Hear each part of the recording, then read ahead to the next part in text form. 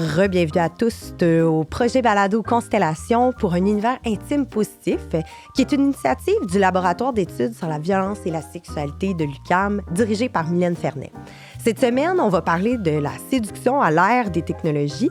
Donc, je m'entretiens avec Yavani, une personne étudiante du Collège Montmorency, et Roxane Guillon, sexologue et professeure en sexologie de l'Université Laval. On va vraiment adresser plein de thématiques comme la manière dont les jeunes adultes vivent la séduction à travers les applications de rencontres, mais aussi des stratégies pour dater en ligne et sexter de manière sécuritaire. On va parler aussi des cyberviolences dans un contexte de relations intimes. Bonne écoute. Bonjour à tous et à toutes pour un autre épisode de Constellation. Je suis tellement contente d'être là avec vous encore aujourd'hui. Je m'appelle Estelle Cazelet, je suis sexologue. Je suis directrice du volet éducation pour les trois sexes et je suis accompagnée de la meilleure co-animatrice possible dans cet univers. Yavani, comment vas-tu? Je vais très bien et toi? Ça va bien, merci. Veux-tu te présenter un peu, dire qui tu es un peu? Oui, je m'appelle Yavani Sajous. Je suis présentement en études en double deck en sciences de la nature, en sciences humaines à Montmorency. Puis, j'aime bien la sexologie comme passe-temps personnel.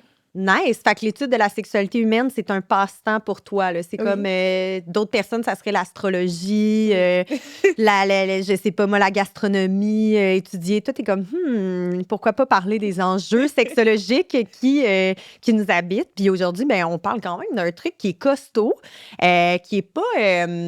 qui est plus rare, là. Genre, je suis contente qu'on n'ait pas les cyberviolences, là, puis que ça soit pas comme quelque chose d'abstrait. Au contraire, tu sais, c'est quelque chose qu'on ancre de plus en plus dans nos discours sexologiques, justement. Fait qu'aujourd'hui, ben, c'est de ça qu'on parle. On veut vraiment essayer de voir en quoi consiste la séduction en ligne, de quelle façon d'éviter aussi les cyberviolences en ligne. Je pense ça a été adressé tout au cours et pour le reste du podcast, là, que les cyberviolences, les cyberviolences sexuelles sont vraiment présentes en ligne sur les dating apps, comme les réseaux sociaux, etc. Mais là, aujourd'hui, on va essayer un peu plus d'approfondir le sujet, de voir comme qu'est-ce qui est vraiment finalement dommageable, mais aussi comment un peu s'émanciper de ça. Je pense que plus on va en parler, plus on va discuter de ces choses-là, bien, meilleur on va devenir aussi. Là, dans d'autres épisodes, on parlait de la communication positive, mais ça existe aussi en ligne, ça. Puis je trouve qu'on l'oublie peut-être un peu, un peu, en fait, vraiment plus souvent que si on était en face à face.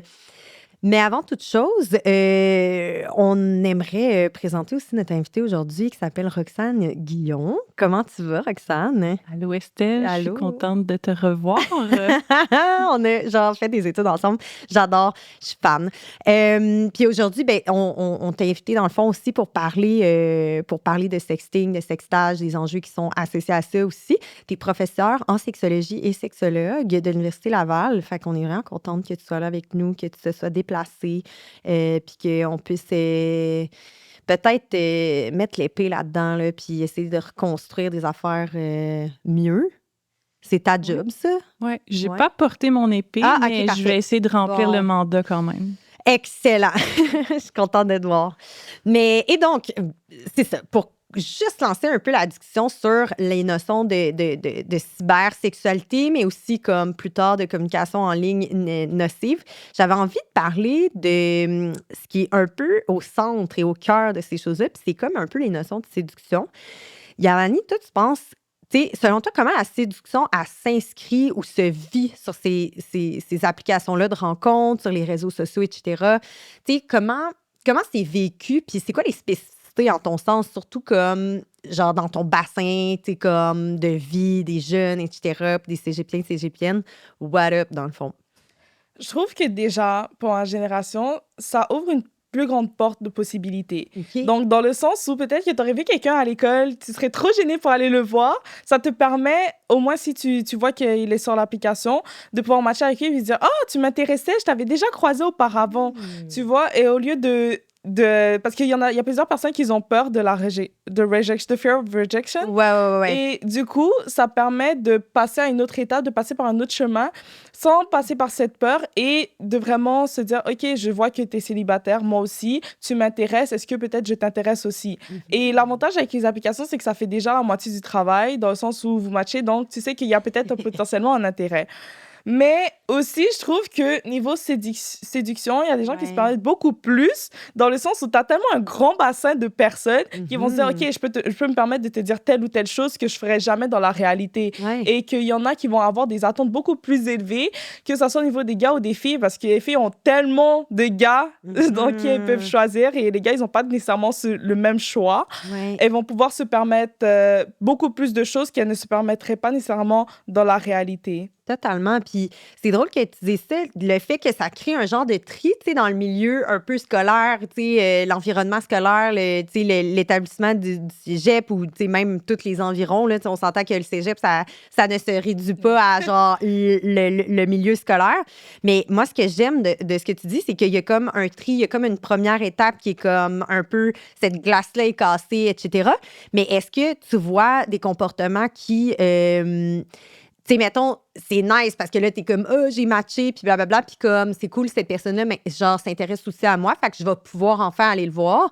Mais mettons, en contrepartie, est-ce que ça se pourrait qu'il y ait du monde qui fasse, mettons, des choses un peu whack, cyber violentes, mettons, puis que là, tu te rends compte, damn, cette personne est à mon école, genre, j'aurais pas dû, whatever. Tu sais, comme, on dirait, une petite dérape possible, là, je sais pas trop, ça doit arriver, c'est sûr, c'est pas possible, là. Oui, surtout que puisqu'on se voile un peu la face parce qu'on est derrière un écran, on n'est pas en présence de la personne, on n'est pas face à elle. Donc, il y en a plusieurs qui le prennent aussi pour un jeu. Genre, j'ai vu certaines personnes que je connaissais qui étaient sur les applis de rencontre, mais qui se créaient un profil ou un faux profil avec l'image de leur ami et qui jouaient ensemble à parler à des gens ou à dire des trucs un peu déplacés. Donc, à cause de ça, ça fait en sorte que des fois, tu as une certaine mauvaise image des personnes que tu côtoies au quotidien. Puis aussi, dans ce sens-là, je trouve que ça limite les relations parce que peut-être que c'est quelqu'un avec qui tu aurais connecté au niveau émotionnel, mais tu t'es pas laissé cette opportunité de vraiment la connaître. Tu l'as juste connue en superficie et après 2 minutes de discussion, ça t'intéressait pas. La personne a dit un truc déplacé que t'as pas aimé. Ça s'arrête là, on passe à autre chose. Oui.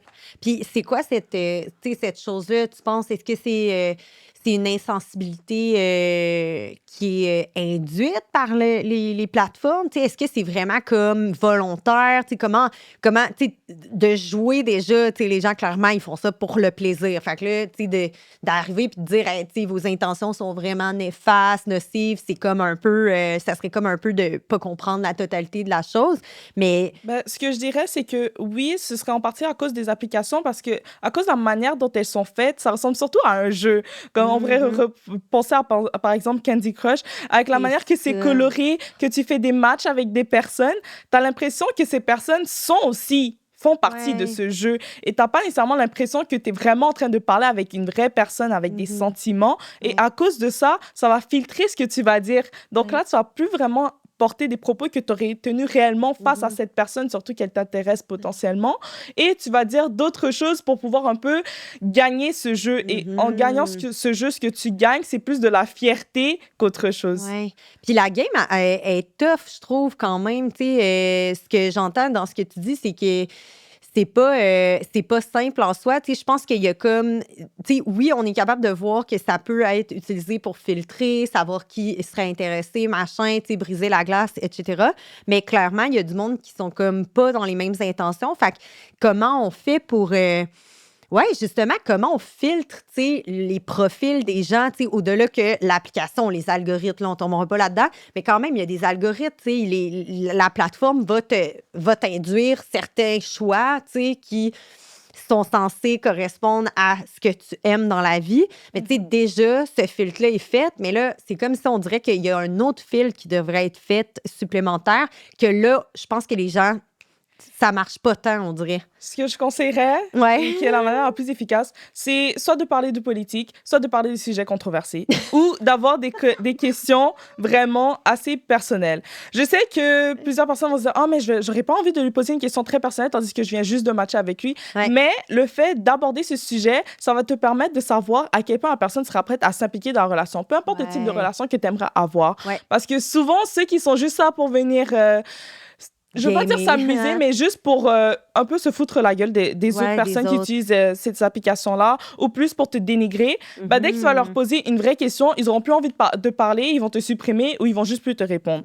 Donc, le fait que tu abordes vraiment une vraie conversation et pas juste un « Allô, ça va, t'es beau, t'es belle, c'est bon », là, les personnes vont vraiment être impliquées, ils vont dire « OK, t'es vraiment une personne, en fait. » Je sais que ça prend ça pour qu'on se rende compte que t'es une personne et pas juste une image présentée dans ces applications.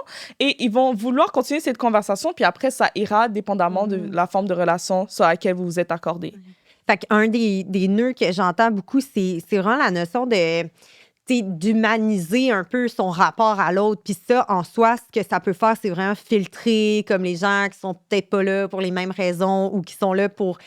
Parce que c'est quand même des comportements déshumanisants, là, puis objectifiants d'être juste comme, telle personne est hot, puis ça va être juste ça. Puis comme tu dis, on pèse sur des pitons comme si c'était des petits bonbons, ou on slide, comme droite-gauche, comme un peu une revue, genre pour regarder des gens qui existent, là, au final. Fait que ce que t'expliques, en mon sens, puis tu me dis si j'ai tort, mais c'est vraiment ça, c'est l'idée d'humaniser un peu, genre, son rapport à l'autre. Mais tu as dit quelque chose qui me revient souvent comme sexologue, puis j'ai envie de passer déjà à Roxane pour savoir c'est quoi le rapport à ça, mais il y a beaucoup de conflits associés au genre, puis à l'identité de genre. Des gens, il y a un bassin, comme il y a vraiment comme des il y a comme des marées totales, de femmes qui se font, comme solliciter. Et inversement, ce que j'ai compris aussi, c'est que les hommes cis, par exemple, vont avoir comme tout son inverse.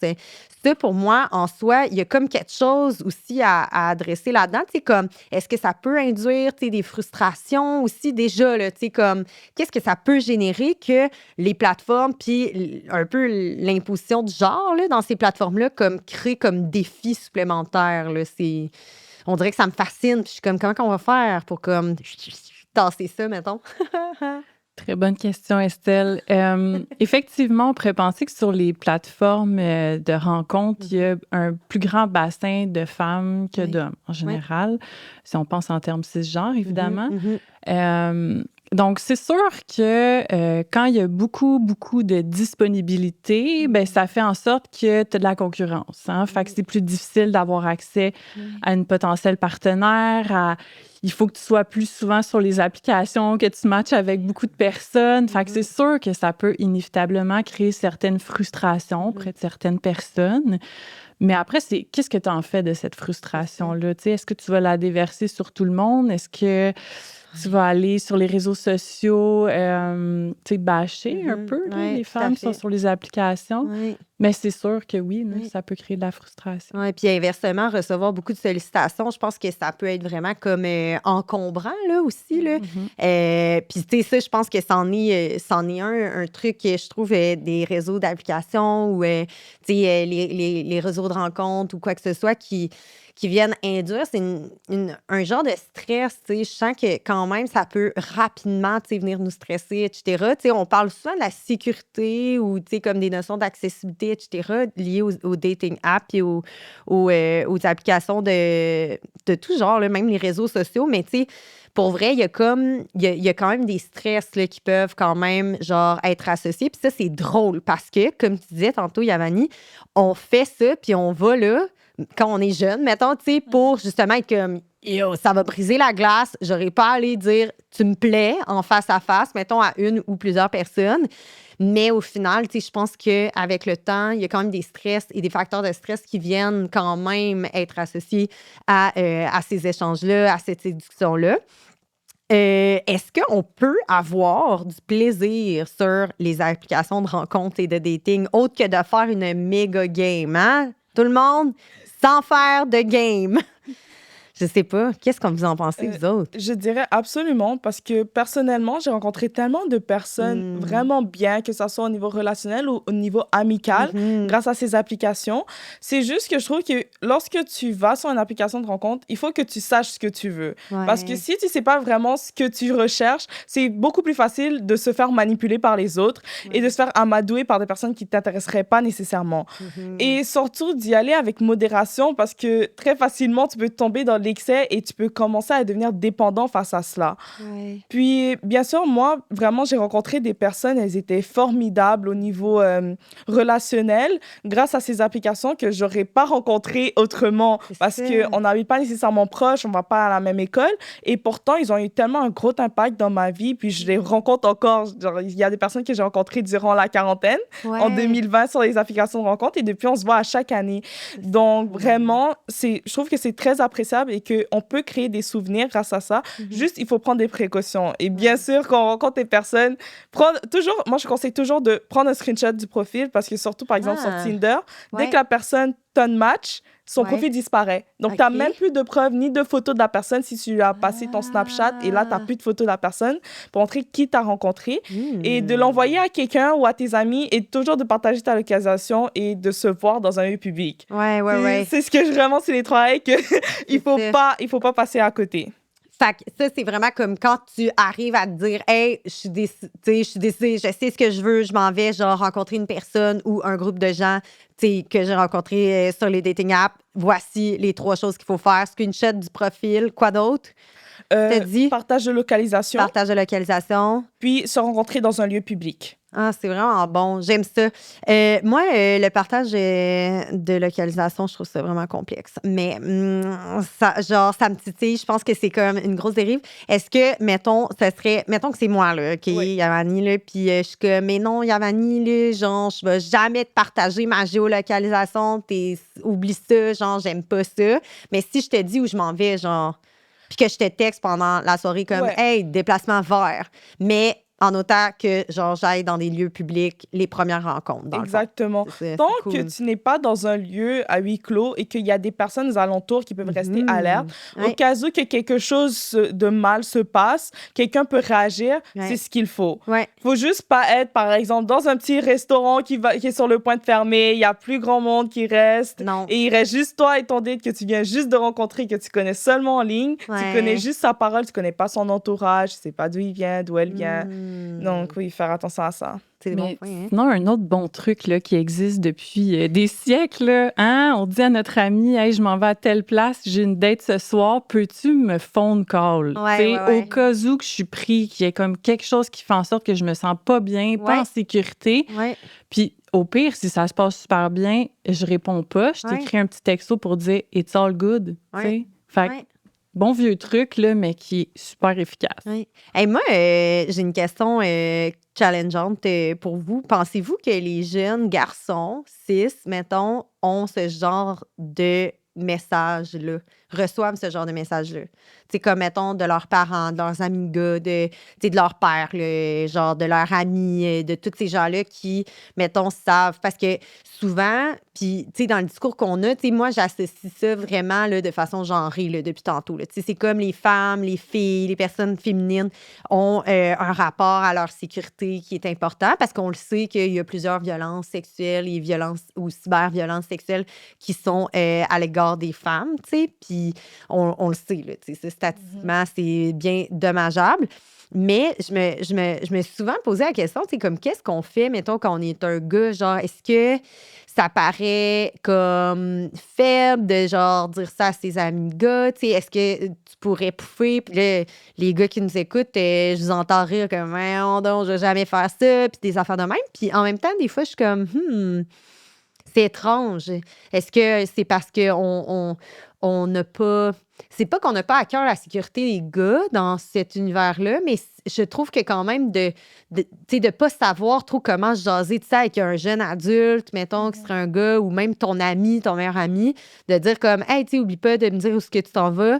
Tu sais, d'avoir cette petite attention-là, je trouverais ça quand même le fun, mais je sais pas si il y a du monde, tu sais, qui vivent ça ou qui le voient. Tu sais, c'est sûr qu'il y a plein de gars qui le voient, là, que les filles, tu sais, c'est ça leur façon de faire. Fait qu'imagine de rentrer sur une date, tu sais, dans un contexte où, tu le sais que l'autre est géolocalisé, elle se fait appeler, machin, nanana. Tu sais, c'est ça, ça renvoie un certain message. Puis encore plus étrange, personne ne t'a demandé de faire la même démarche. Tu sais. Est-ce que vous voyez quand même une dichotomie de ces violences-là puis de ces potentielles cyber-violences aussi? Là, tu sais, parce que tu peux être trap en tant que gars. Là, tu sais, s'il y a une différence ou genre s'il y aurait une façon d'inclure peut-être un peu plus un discours de sécurité lié aux dating apps chez les hommes. Oui, ben, je dirais, il y a un gars que je connaissais, ce qu'il faisait, c'est qu'ils avaient une application avec son groupe d'amis où Nice! ils partageaient leur localisation. Mais l'application, ça avait un peu la forme d'un jeu, un peu comme Be Real. OK, Comme ça, OK. tu savais où est-ce que ton ami se trouvait et qu'est-ce qu'il faisait un peu à ce moment-là. Donc, moi, je Nice! trouve que ça, ce sera recommandé, surtout pour les groupes de Ouais. potes. Peut-être t'es pas nécessairement obligé de dire, ah, je vais rencontrer une fille, mais au moins, ton pote, il sait, vite fait, il peut regarder et puis dire, ah, OK, mon pote, il est rendu là et ça te permet d'accumuler des prix ou quoi que ce soit. Mais il y a plusieurs applications de ce genre. Et aussi, je trouve que ben, c'est bien d'en parler avec les gars parce que en même temps, eux, ils peuvent faire attention à leur propre sécurité, qu'ils peuvent se dire, ah, c'est vrai que c'est pas nécessairement la meilleure idée d'emmener quelqu'un en première date à tel endroit. Parce que je trouve que c'est vrai que la plupart du temps, les violences sont faites envers les femmes ou les personnes considérées comme femmes, mais les gars sont souvent trop à l'aise par rapport à ça et il pourrait leur arriver des choses peut-être beaucoup plus grave que ce qu'ils pensent. Et à cause de ça, ils vont se dire, OK, c'est pas grave, on peut aller à tel endroit, puis ça va aller. Mais il y a des cas de fraude qui peuvent arriver, ou des fois, on peut se faire voler. Et aussi, des fois, peut-être, parce que ça arrive, il y a des gars qui peuvent se faire toucher, mais ils n'étaient pas consentants par rapport à ça. Et après, ils vont se dire, OK, mais c'est qui que je vais voir? Parce que personne n'était au courant que j'étais allée voir quelqu'un. Ouais, les gars, on est là. Mais Estelle, tu mets le doigt sur quelque chose, la socialisation genrée. Hein? Les femmes, ben là, les filles, les femmes de manière générale, ou la gente féminine, on est beaucoup socialisées à se préoccuper de notre sécurité. C'est les messages qu'on se fait tout le temps dire. Fais attention à quand tu marches tout seul dans la nuit. Puis, tu sais, je veux dire, on n'a même pas besoin de se le faire dire. C'est ancré, là. Quand on marche seul le soir, puis il fait noir, on a peur, on le sent. Mais c'est ça, ça vient beaucoup de messages là, qu'on se fait beaucoup marteler. Là, faites attention à la sécurité. Mais en bout de ligne, c'est une responsabilité qui devrait être partagée puis pas juste peser sur nos épaules, en fait. Puis les garçons aussi gagneraient à recevoir ce genre de message-là parce que ça peut aussi leur arriver. Fait que, tu sais, arrêtons de genrer les messages puis arrêtons de tout le temps avoir des messages du genre « fais attention ». Qu'on ne soit pas juste non plus dans un aspect de répression, puis au contraire, qu'on fasse l'éducation à la sexualité qui est plutôt globale et positive. Tu sais, comment je peux m'assurer d'avoir du plaisir, du fun quand je vais en date, mais que ça se passe bien, tu sais, de manière sécuritaire. Il y a eu un trend sur TikTok dernièrement par rapport à ça. C'était comme des montages de gars qui, genre, tu sais, qui montraient des trucs pour faire comprendre que, tu sais, ils sont pas dans une posture de violence ou whatever. Puis ça, j'avais trouvé ça vraiment nice. C'était pas comme des pick-up artists, là. C'était vraiment des vrais dudes, là, genre, qui étaient comme, voici, tu sais, moi, une des choses que je fais, c'est, tu sais, c'est telle affaire ou, tu sais, mettons, je le nomme. Tu sais, il y a des gars qui étaient comme, hey, tu sais, je te le dis tout de suite, genre, ça se peut que tu sois inquiète en ce moment, puis tu sais, je comprends full. Moi, je fais juste te dire, tu sais, je vais pas te toucher, nanana.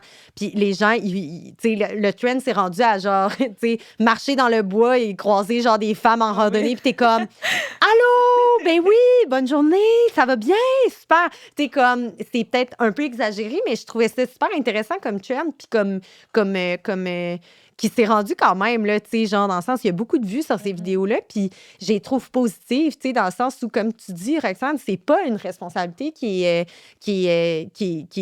unique, tu sais, pour une seule partie de la population. C'est vraiment comme quelque chose qu'on devrait comme s'assurer, tu sais, même, mettons, si t'es une femme cis, une jeune, genre, qui, comme, va en date avec un gars, ben, tu sais, on a le droit aussi de rassurer l'autre personne, tu sais, sur d'autres enjeux, peut-être la performance, tu sais, l'anxiété de performance, la séduction, etc. Tu sais, on peut toujours tendre la main aussi là, vers d'autres gens pour voir comme crime, tu sais, on est là-dedans ensemble, puis c'est malaisant, puis garde, non, on va le casser, là, on va le casser, là, le malaise, parce que puis ça va vraiment bien aller. Puis au-delà de tout ça, ben il y a des pratiques, évidemment, tu sais, comme en cybersexualité, qui sont fantastiques et incroyables. Moi, quand je suis tombée là-dedans, j'étais genre, wouhou, il y a tellement de trucs nice, la réalité virtuelle, etc. Mais dans un contexte de cybersexualité plus commune, mettons, là, et d'échange, c'est vraiment plus comme tout ce qui entoure le sexting, le sextage. Puis je voulais savoir comment on perçoit ou comment on voit, Roxane, comment ça l'affecte les relations, que ce soit positive ou négativement, de sexter justement, que ce soit par l'écrit, les audios maintenant, c'est vraiment nice, et ou par exemple, tu sais, genre juste à l'écrit, à l'audio, en visio, etc. Tu sais, comme, c'est quoi dans le fond, comment ça peut les affecter dans le fond, nos relations amoureuses et ou sexuelles de sexter? Bien, ça peut les affecter positivement, d'une part, parce que ben, ça peut alimenter un certain désir entre les personnes. Il peut y avoir une part de plaisir qu'on peut prendre. C'est une autre forme d'échange qui implique pas nécessairement des contacts. Fait que des fois, ça peut être soit plus excitant ou plus facilitant pour certaines personnes. Comme je dis, ça peut susciter le désir quand on commence à dater aussi ou quand ça fait longtemps puis on veut se dire qu'on fait autre chose que la pénétration. Fait que, tu sais, il y a quand même du positif aussi. Par contre, des fois, c'est qu'il peut y avoir certaines dérives quand c'est utilisé à mauvais escient. Puis là, quand on parle notamment de partage de photos intimes alors que c'était pas consenti, tu sais, c'est pas parce qu'une personne a envoyé une photo à une autre personne qu'elle consent à ce que ça soit partagé à d'autres. Hein? Puis c'est là qu'il peut y avoir certaines dérives. Puis on peut le voir des fois dans des cas de revenge porn. Où, par exemple, les partenaires mettent fin à la relation, puis là, il y en a un des deux qui, bon, veut se venger et partage les photos. Donc, là, il peut y avoir certaines dérives. Là. Puis c'est considéré comme un crime aujourd'hui, right? Depuis 2015, je crois, là. Puis j'ai vu aussi que même le ministre de la Justice va entamer des démarches aussi pour comme probablement mettre un peu plus d'outils en place pour les jeunes, les adultes aussi, là. Mais les jeunes, tu sais, il y a comme tout le temps tu sais, c'est pas clair. Au cégep, c'est great parce que la majorité des gens sont majeurs. Donc, il y a comme le stade un peu de genre, on a le droit, entre guillemets, mais tout le monde n'est pas majeur non plus au cégep, à la rentrée du cégep. Fait que, tu sais, déjà, par rapport à ça, tu sais, comme au moins au cégep, c'est cool, tu sais, les personnes qui étudient dans ces établissements-là sont comme, tu sais, sont en mesure, ils ont, genre, la majorité sont en mesure d'échanger, tu sais, de sexter, etc. Mais ça l'envoie un autre message, c'est aussi qu'on est responsable des infractions criminelles qu'on commet. Fait que comment tu sais, pour vrai, moi, c'est une grande question, là, tu sais, comme sexologue, là, depuis des années, je suis comme, comment on fait, tu sais, parce que les gens, ils savent pas tout le temps non plus, là, qu'ils commettent des actes criminels, puis là, je suis comme, ouais, ça, c'est parce que là, en plus, c'est comme, c'est pas, genre, provincial, hein, c'est comme le code criminel, là. Comment on fait, tu sais, pour se doter d'outils pour faire du sexting qui est peut-être consensuel, positif, etc. Y a-t-il des techniques, y a-t-il des choses qui sont ressorties aussi, même de la recherche ou de tes études qui démontrent ça, mettons? Fait que, disons, comment sexter de manière positive Ouais, et c'est sécuritaire. cool, c'est ça, exact. OK. Ben, en fait, d'abord et avant tout, de le faire de manière consentante quand on envoie une photo à une personne et non pas de manière non sollicitée ou d'en recevoir une de manière non sollicitée, tu sais, quand on pense au dick pic, par exemple. Donc, d'être consentant, consentante. Sinon, quand on en envoie des photos, essayez de peut-être pas mettre des choses qui permettent de nous identifier. C'est bon, au ça. cas où que ça soit repartagé. Donc, on veut pas être non plus alarmiste, mais il faut toujours se protéger d'une certaine façon puis se dire, ben si jamais ça arrivait, au moins, je suis pas reconnaissable sur cette photo-là. C'est quoi qui fait qu'on reconnaît? C'est quoi? C'est le visage, mettons, les marques spéciales, là, genre tatous. des tatous. OK, parfait. Ouais, c'est bon, ça. Ouais. Ou genre une photo qu'on voit bien un décor très spécifique, qu'on sait que c'est chez toi ou on sait où tu es, dans le fond. Oui, c'est bon, ça. Fait que déjà là, ça, c'est quand même un bon truc, là, tu sais, de dire comme de pas être identifié nécessairement facilement. Puis peut-être comme dans le temps de voir comme qu'est-ce qu'on veut faire comme sexting aussi, puis à qui on veut faire confiance, etc. C'est tough à faire, mais je trouve que c'est un bon truc, tu sais, comme si tu veux commencer ou entamer cette chose-là de façon consensuelle, que de pouvoir, pas être identifiable finalement. C'est Ouais. vrai. Et aussi, d'opter pour des applications qui sont beaucoup plus discrètes. Mm. Donc, par exemple, je sais que la plupart des gens vont penser à Snapchat parce que les messages s'enlèvent Mhm. rapidement, mais ce que je conseillerais, par exemple, serait un peu plus WhatsApp dans le sens où tu peux vraiment pas Ouais. prendre de screenshot, même pas de la photo que tu OK. envoies. OK. Tandis que sur Snapchat, tu peux prendre des screenshots, juste ça va avertir la personne que tu en as pris. OK, ils n'ont pas évolué là-dedans, Non, Snapchat. Hein? Ils vraiment ont pas. juste fait Ouais. merde, il faudrait vraiment qu'on mette un truc. Puis finalement, ils l'ont mis, mais c'est pas super. Là. Et aussi de faire attention lorsque, par exemple, tu avais une relation avec une personne et t'envoyais Ouais. des messages, surtout sur Snapchat, et que finalement vous arrêtez, mais que tu lui as envoyé des photos, Ouais. de pas bloquer la personne avant. Parce que le problème avec Ouf. Snapchat, c'est que lorsque tu bloques quelqu'un, la personne a quand même accès aux anciens messages et aux photos. Et la personne, genre, pour toi, Ouais. elle est bloquée vraiment lorsqu'elle se déconnecte de son téléphone. OK. Donc, avant ça, elle a toujours accès à toutes les anciennes conversations, toutes les photos. Ainsi, toi, tu l'as bloqué, l'autre Ouais. personne a encore accès à ces messages-là. OK. Faire attention à ça parce que si la personne les enregistre pendant que toi, tu les as bloqués, tu vas pas voir qu'elle les a enregistrés. Puis aussi, au niveau des Wow. messages vocaux, Ouais. faire attention parce que j'ai vu quand même beaucoup d'expos de gars qui ont envoyé des messages vocaux C'est à vrai, des ouais. filles qui se sont retrouvées dans des stories Snapchat ou quoi que ce soit. Et aussi, surtout maintenant, avec Telegram. C'est C'est quoi encore plus Telegram déjà? dangereux. C'est une application de messages encryptés. Ah oui. Mais maintenant, d'après ce que j'ai compris, ils ont accepté de travailler avec la police parce qu'il y avait beaucoup d'expositions de nudes, de vidéos à caractère pornographique, non consentantes, de vocaux ou quoi que ce Mhm. soit pour venir dénigrer des personnes. Ouais. Et ça restait encodé que dans cette application-là. Donc, il Ouais. fallait qu'on t'envoie le lien pour que tu aies accès à la conversation pour voir qu'on t'a exposé. Ouais. Sinon, tu n'avais pas accès. Mm. Pour les messages vocaux, vraiment de prioriser les applications qui suppriment les Ouais. messages directement après. Ouais. Parce que sinon, il y en a qui vont enregistrer ce que tu vas envoyer comme message vocal, même si c'était juste sur le moment, pour l'utiliser contre toi par la suite. Mhm, mhm. Surtout que lorsque c'est un message vocal, c'est beaucoup plus difficile à cacher parce que ça reste que c'est ta voix à toi que tu as Ouais. utilisé. Et aussi pour les messages textes, peut-être utiliser un autre profil, Instagram ou quoi que ce soit, parce qu'on voit quand même ta photo de profil lorsque tu Ouais. envoies des sextos. Puis des fois, pour certaines carrières, ça peut être compromettant Ouais. si quelqu'un le fait fuiter, même si c'était juste dans le feu du moment. Mais moi, ça me fascine, OK, parce que pour de vrai, je suis comme. Pour moi, c'est quand même tu sais, ce qu'on est en train de parler, ça démontre à quel point la sexualité humaine dans le monde, mettons, dans le monde numérique, finalement, là, c'est plus teinté d'intimité. Puis en même temps, c'est un peu ça, c'est pas un gag, là, c'est la vérité, là, mais tu sais, Internet, ce que ça nous dit, c'est vous êtes en sécurité ici, quand c'est absolument faux, tu sais. C'est comme le plus gros mensonge, probablement, qu'on se raconte, puis qu'on est comme, ouais, déni, déni, déni. On est tout le temps dans ce déni-là. Mais ce qu'on est en train d'évoquer aussi, c'est un peu quand même la perte de la sensibilité à l'intimité. C'est la même chose. Tu sais, des fois, j'essaie de faire des comparatifs, puis je suis comme, ah, man, j'aime pas ça, comparer le monde numérique au monde, genre, sensoriel et réel.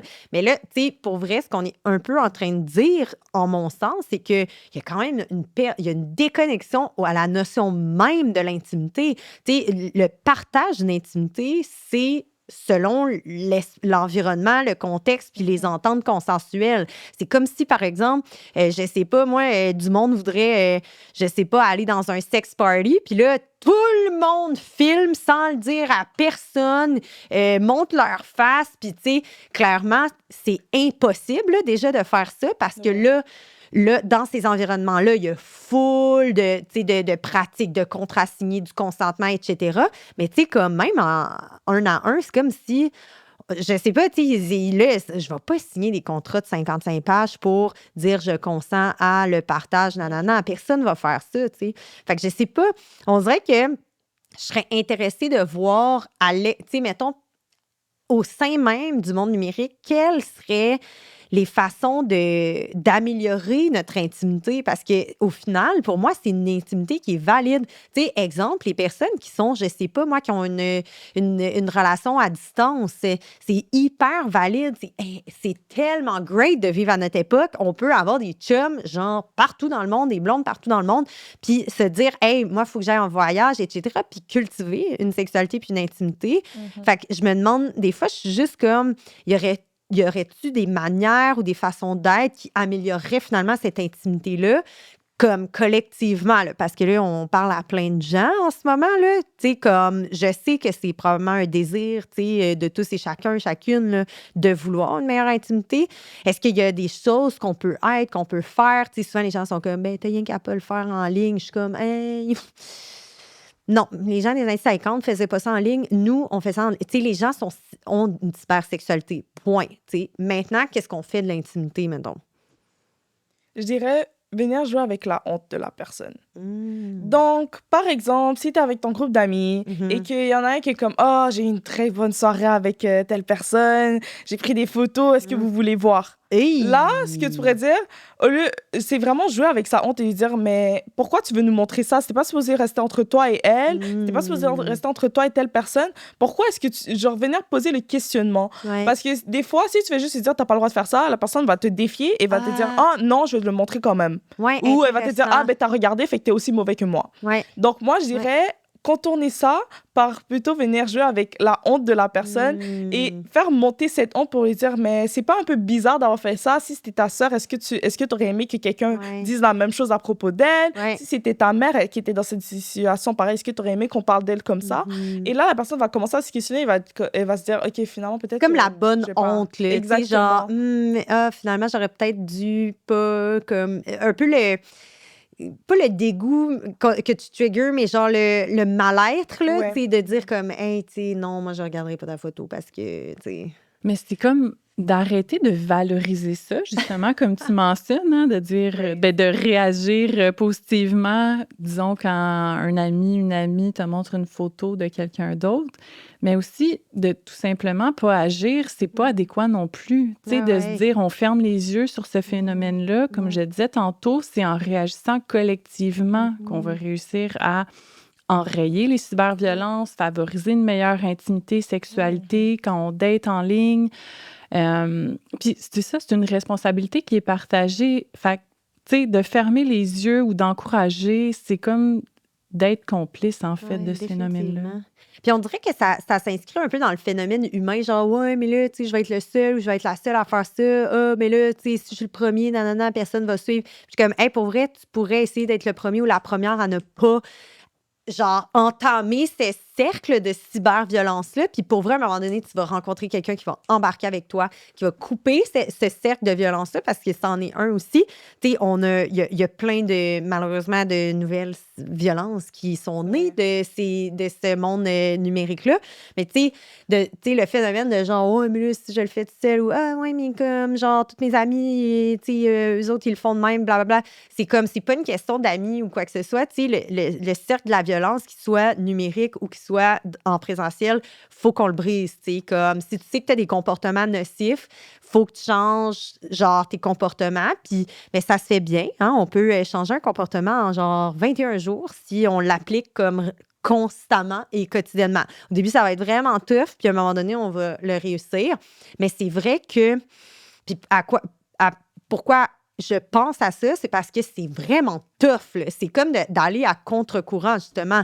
Genre d'être avec tes amis de filles puis d'être comme, hey, pour vrai, ça me tente vraiment pas de recevoir un screenshot de ta discussion avec ton chum. Parce que même les screenshots, moi, sincèrement, là, malaise, hein.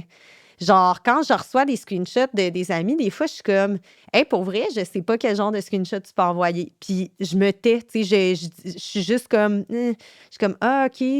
Mais effectivement, tu sais, je tends de plus en plus à être comme, hey, mon malaise est trop grand, là. Genre, j'aimerais, tu sais, et là, de nommer, hey, tu sais, ça m'intéresse pas ou whatever, parce que je me dis, ah, man, si tu m'envoies une simili-chicane, je sais pas qu'est-ce que tu peux envoyer à d'autres gens, mettons. Fait que, tu sais, peut-être faire attention à ça, puis d'arrêter de dire, ah oui, mais je vais être le premier, la dernière. Tu sais, c'est comme les premiers seront les derniers.